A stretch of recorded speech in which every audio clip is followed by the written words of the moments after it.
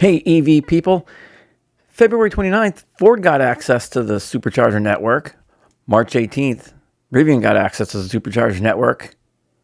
Cricket sense. When are the rest of us going to get access to the Supercharger network? We need to know. Cybertruck apparently won't slow down, and now there's apparently one DC fast charging station for every 15 gas stations in the United States. But how many of them actually work? I don't know. But I do know this. EV Awesome starts right now.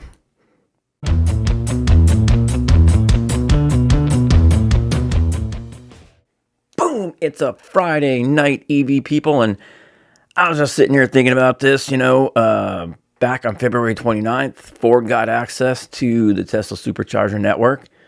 Roughly 3 weeks later, on March 18th, Rivian got their access, and I was kind of thinking, hey, maybe we're going to be on a 2 to 3 week cadence to add more manufacturers or more non-Teslas to the Tesla Supercharger network. I thought, GM would come next, and then Volvo, and then Polestar, and I'd be able to be on it.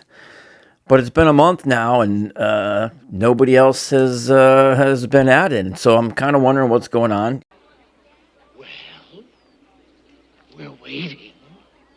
My luck, tomorrow will be the day that GM gets their access. But, the thing that kind of drives me nuts is that no one will announce anything in advance. And I know it's not the easiest thing in the world to sort of reprogram a lot of the software and the chargers and the handshakes and all the stuff that goes into making these chargers work with other vehicles and the adapters and all that stuff. But, they've got to know, right? GM's got to know when they're going to be able to go live. Volvo, Polestar, they must have dates, right?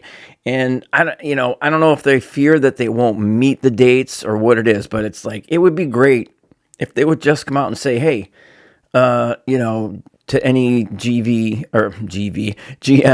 EV owners, on May 1st is going to be the day you have access. And to Volvo and Polestar owners, you're going to get access on May 10th or whatever day, June 15th, whatever it is, just so we all know when it's coming, right? Because it's always you find out that morning, you wake up and it's oh, Kyle Connor's at a at a Tesla Supercharger to test out, or Tom Malogny is at a Supercharger to test out a different a non-Tesla that just got access. It's you don't find out about it in advance, and not even a day in advance. It'd be good to even just get a week's notice. But I don't know. I was just kind of thinking about it, that here we are. It's as I'm recording this, it's February. It's April 19th. I don't even know what day it is. It's April 19th. It's Friday night late, and it just was in my mind that it seems like it's been crickets since Rivian got access, and even though it's only a month, it feels a lot longer ago, doesn't it? It feels like a lot longer ago than that. But hey, I don't know. Hopefully it'll be soon. The other big thing that was going on this week is, the Cybertruck apparently is being recalled because the accelerator gets stuck. And I did see, I can't remember where it was now. I wish I had saved it. But I saw one article said Tesla Cybertruck being recalled because the gas pedal sticks. I thought that was pretty funny. Gas pedal. But in any event, it's a problem. It's a lubricant issue or something that can cause something to become dislodged and the pedal gets stuck in the accelerator position. It's one of those things. All the EV haters are going to pick on it. See, EVs are no good, but it's a brand new product. It's only the first 4,000 really that they've made, or 3,800 something that they've made. And new products, when that's kind of the thing that you kind of take on if you're going to buy a brand new model, especially from a company like Tesla, that even though it seems like Tesla's this, long established brand, they are still kind of new in the world of, automotive manufacturers. Ford, GM, they've all been around 100 years.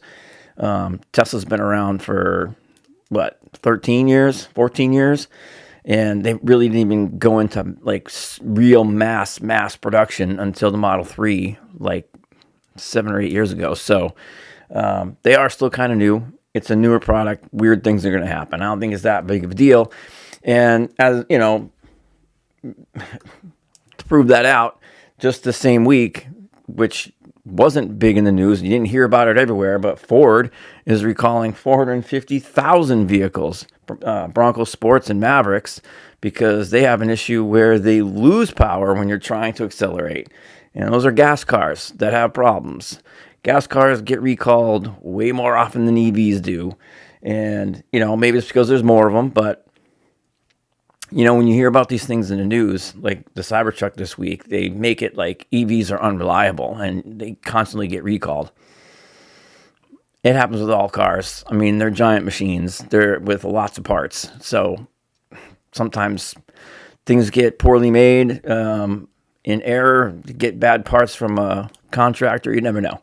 So it's definitely not because EVs are no good, and I don't think it's because the Cybertruck's no good. It's just one of those things. They'll fix it, and future vehicles probably won't have this problem. So I don't think it's a big deal, but once again, it's just the media trying to bash EVs for whatever reason. It's just the way it is, I guess. And then I saw, Bloomberg did a study, or came out with a report that apparently now in the United States we have one DC fast charging station for every 15 gas stations. Now, I think it's kind of a misleading number in some ways, because what's a DC fast charging station? You've probably been to places where they have one DC fast charger, maybe like a charge point that's a 62 kilowatt or 62 and a half kilowatt charge point charger. It's got two plugs on it, and they call that a station. Well, there's not a whole lot of gas stations out there that only have two pumps, right? Or one pump with two hoses on it. So, most gas stations, typically have at least like 6 pumps, 4 pumps, 8 pumps, right? And the other difference is, and this is where EV charging does kind of fall short, of all those gas stations across the country, how often do you pull into a gas station and like a quarter of the pumps are down? Or, if there's 6 pumps, like 2 of them or 3 of them don't work. It's pretty rare. But if you pull into a lot of DC fast charging stations that are not called Tesla, chances are you'll find those kind of odds. And that's where EV charging really, obviously, I think all of us know, really needs to step it up and get better. And I'm hoping that's going to happen. I'm encouraged that we're getting better, and we're seeing more stations going into the ground. It's just, I still think it's not enough. I mean, every time I see one of these NEVI charging stations going live, everyone's celebrating it like, the NEVI money.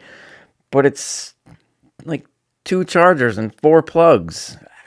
I mean, I just think we need more than that, because it seems like that's almost not enough for the EVs on the road today, much less what's going to be on the road 5, 10, 15 years from now. We need to be thinking future state now, right? Be ready for the future now. But typical, that's not what we do. But we'll learn. It will get better. 10 years from now, EVs will be the dominant vehicles on the road. There'll be more DC fast charging stations than gas stations, and hopefully they'll work for the most part. I'm sure that'll happen. It's just going to take a bit to get there. So all the EV haters just need to calm down.